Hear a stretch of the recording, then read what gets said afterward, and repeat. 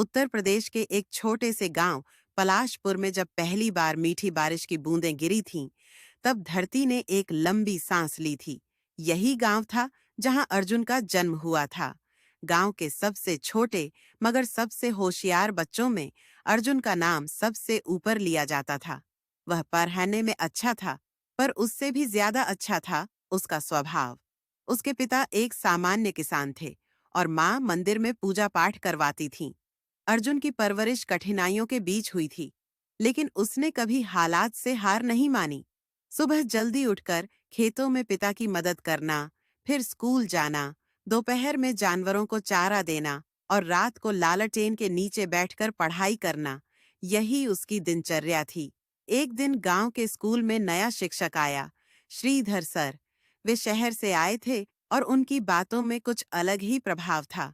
उन्होंने बच्चों को सिर्फ पाठ्य पुस्तकों की सीमाओं में नहीं बांधा, बल्कि जीवन का अर्थ सिखाया। अर्जुन पर इनका गहरा असर पड़ा। श्रीधर सर ने अर्जुन से एक दिन पूछा, तुम बड़ा होकर क्या बनना चाहते हो? अर्जुन ने बिना हिचकिचाए कहा, मैं कुछ ऐसा करना चाहता हूँ जिससे मेरा गांव, मेरे माता पिता और यह मिट्टी मुझ पर गर्व कर सकें। श्रीधर सर मुस्कुराए, तो फिर तुम्हें इस गांव से बाहर जाना होगा। दुनिया बहुत बड़ी है अर्जुन, वहां जाओ, सीखो, लेकिन अपनी जड़ों को मत भूलना। 12वीं के बाद अर्जुन ने शहर जाने का निर्णय लिया। परिवार के लिए यह कठिन समय था, पर उन्होंने अर्जुन का हौसला बढ़ाया। अर्जुन बनारस चला गया। पुराना शहर, नई जिंदगी, शहर की भीड़, तेज रफ्तार, अलग अलग भाषाओं और कपड़ों वाले लोग अर्जुन के लिए पहले पहल अजनबी थे। लेकिन उसने धीरे धीरे खुद को ढाल लिया। कॉलेज में दाखिला लिया, पार्ट टाइम ट्यूशन देने लगा और हर रात मंदिर की सीढ़ियों पर बैठकर गंगा की लहरों से बात करता। यहीं उसकी मुलाकात हुई काव्या से। वह एक पत्रकारिता की छात्रा थी, आधुनिक सोच वाली लेकिन बेहद संवेदनशील। उनकी दोस्ती गंगा की लहरों जैसी बहने लगी, धीरे, शीतल और गहराई लिए हुए। काव्या ने अर्जुन को एक दिन कहा, तुम्हारी बातें बहुत सच्ची लगती हैं, शायद इसलिए कि तुम अब भी मिट्टी से जुड़े हो। अर्जुन मुस्कुराया, मैंने गांव छोड़ दिया है, पर गांव ने मुझे नहीं छोड़ा। कॉलेज के अंतिम वर्ष में अर्जुन ने सिविल सेवा की तैयारी शुरू की। उसके लिए यह परीक्षा सिर्फ नौकरी पाने की नहीं, बल्कि खुद को साबित करने की थी। उसने दिन रात एक कर दिए। काव्या उसका साथ देती रही, नोट्स बनाना, मोटिवेट करना और कभी-कभी बिना कुछ कहे चाय का कप थमा देना। लेकिन सफलता का रास्ता सीधा नहीं होता। पहली बार में अर्जुन का चयन नहीं हुआ।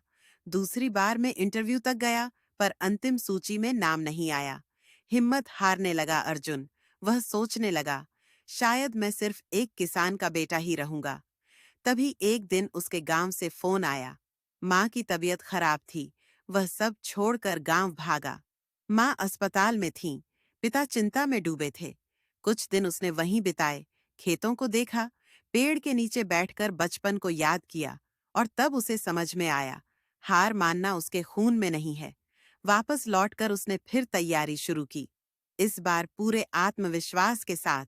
और जब परिणाम आया तो न सिर्फ उसने परीक्षा पास की, बल्कि ऑल इंडिया रैंक 17 भी लाया। अर्जुन अब एक आईएएस अधिकारी था। ट्रेनिंग के बाद उसकी पहली पोस्टिंग उसी जिले में हुई जहां उसका गांव था। जब वह सरकारी गाड़ी में गांव पहुंचा तो पूरा पलाशपुर उसके स्वागत के लिए खड़ा था। पिता की आंखों में गर्व के आंसू थे। माँ ने माथा चूमा और श्रीधर सर ने बस इतना कहा, तुमने मेरे सपनों को जी लिया अर्जुन। लेकिन अर्जुन यहाँ सिर्फ कुर्सी पर बैठने नहीं आया था। उसने गांव के लिए योजनाएं बनाई, पानी की टंकी, नई स्कूल बिल्डिंग, लड़की शिक्षा अभियान और किसानों के लिए जागरूकता शिविर। काव्या अब एक रिपोर्टर बन चुकी थी। उन्होंने विवाह कर लिया और साथ में ही गांव में एक शिक्षा और महिला सशक्तिकरण केंद्र खोला। एक दिन गांव में फिर वही मीठी बारिश हुई। अर्जुन घर की छत पर खड़ा आसमान देख रहा था। बूंदें उसकी हथेली पर गिर रही थीं और कहीं से पलाश का फूल टपक पड़ा। काव्या ने पीछे से आकर पूछा, क्या सोच रहे हो? अर्जुन ने कहा, यही कि हर बूंद अगर अपनी मिट्टी तक पहुंचे तो हर पलाश खिल सकता है। कहानी इस सोच के साथ समाप्त होती है कि मिट्टी से जुड़े रहने वाला कोई भी सपना अधूरा नहीं रहता। अर्जुन ने अपने गांव से निकलकर संघर्षों के जंगल से होते हुए अंततः उसी गांव को संवारने के लिए वापसी की।